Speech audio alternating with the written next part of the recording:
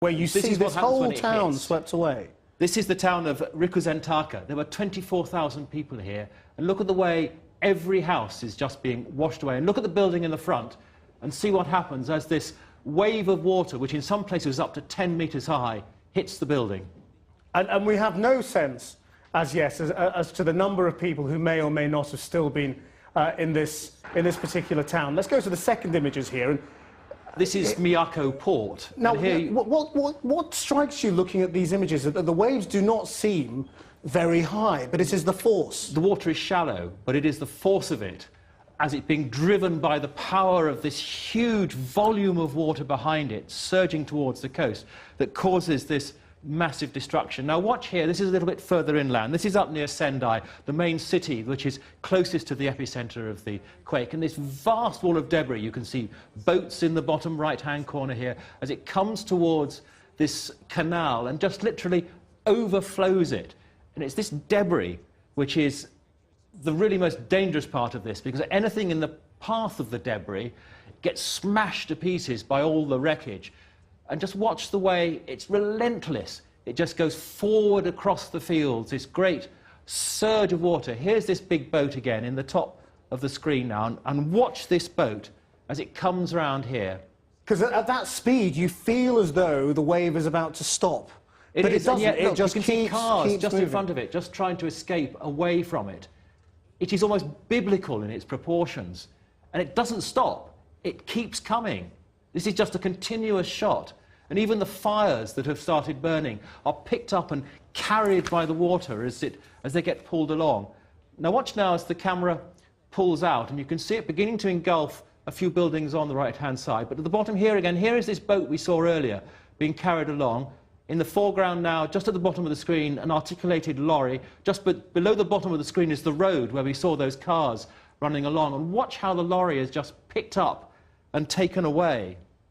And then just carry on watching for a moment or two here as well. There's the boat being pushed along past the buildings. And look up, further up, you can now see the sheer extent of all of this.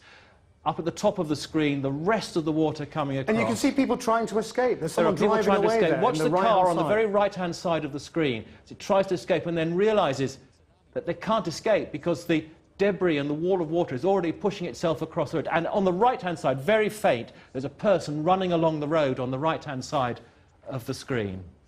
It is quite an extraordinary sense of just the way that this tsunami just floods in and doesn't stop. It just goes on and on and on, utterly terrifying. And this is why we have very little sense of the actual casualty rate. Let's go to the next really striking image today, this whirlpool effect created what seems out at sea. This is quite extraordinary. It looks, in fact, far worse than it really is, but it's what happens when the tsunami and the wave of water hits the coast and you get swirls and eddies coming round.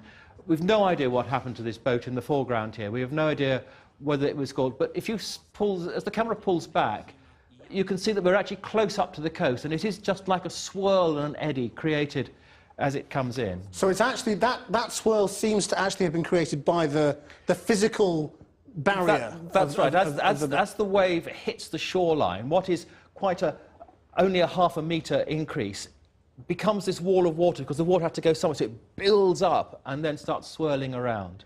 All right, well, let's go to the images that we've grown, I suppose, more familiar with now, again, which is the images of the earthquake itself and the shaking. That's right. I mean, this is an 8.9 magnitude. It is enormous in earthquake terms. In fact, there's one of this sort of scale around every year.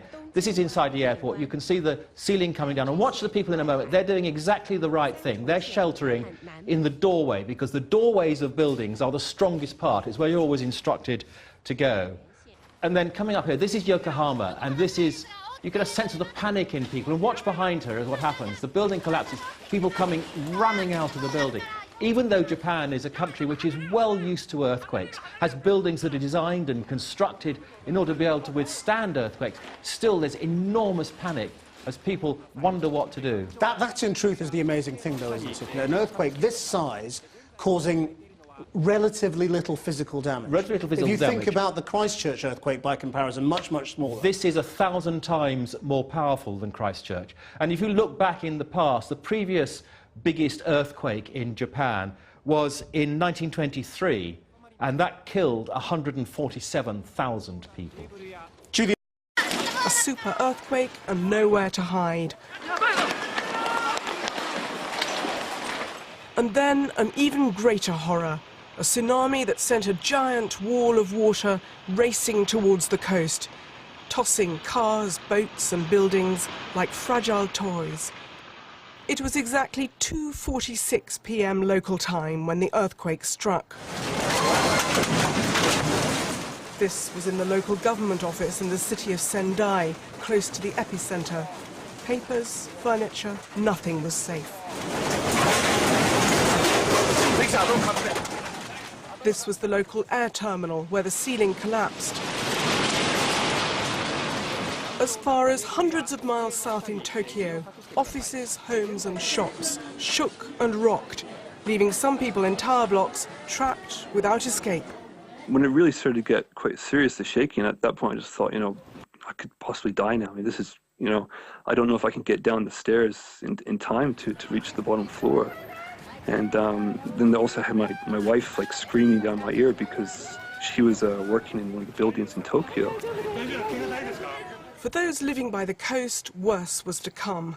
The 23-foot tsunami triggered by the quake reached the shore with terrifying speed. Boats broke away from moorings, splintering as though made of matchsticks. Whole buildings collapsed into the water. These images from Japanese TV show the terrible power of the water, sweeping away whole shipping containers and crushing buildings like tin cans.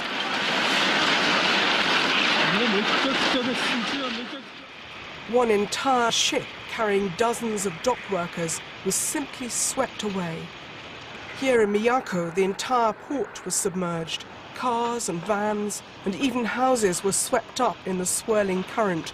One building here on fire.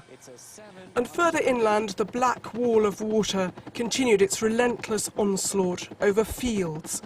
Thick with debris, it absorbed everything in its path. Many abandoned homes were left half underwater. Not everyone managed to get away. In Tokyo, the tremors also caused havoc at the Parliament building. The Prime Minister went on television to brief the nation. It was a very strong earthquake. And in the Tohoku region, mainly and over a wide area, damage has been inflicted. I offer my deepest sympathy to the people who have suffered the disaster. And a further cause for alarm, damage to infrastructure. This oil refinery east of Tokyo caught fire as a result of the quake and then exploded to rage out of control. The flames billowed over 100 feet into the air, blazing like a fireball for hours. There were also, worryingly, incidents at 2 nuclear plants. They shut down automatically when the tremors began, but a small blaze started in the turbine hall of one, and the cooling system failed in the other. Local residents were evacuated as a precaution. Transport links in the region hit by the disaster were also affected. In some places, roads buckled or cracked wide open, leaving gaping holes. Other coastal roads were swept away, or motorists found themselves stranded on bypasses, watching the swirling muddy water below, littered with debris, smashing into the embankment. And the airport in Sendai was completely submerged. The water crept up the runway. Passengers took refuge on the roof of the terminal building. In Tokyo, thousands of commuters were stranded when rail and road links ground to a halt.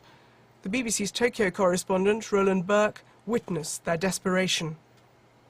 Just look at this, a huge line stretching down into the distance, people waiting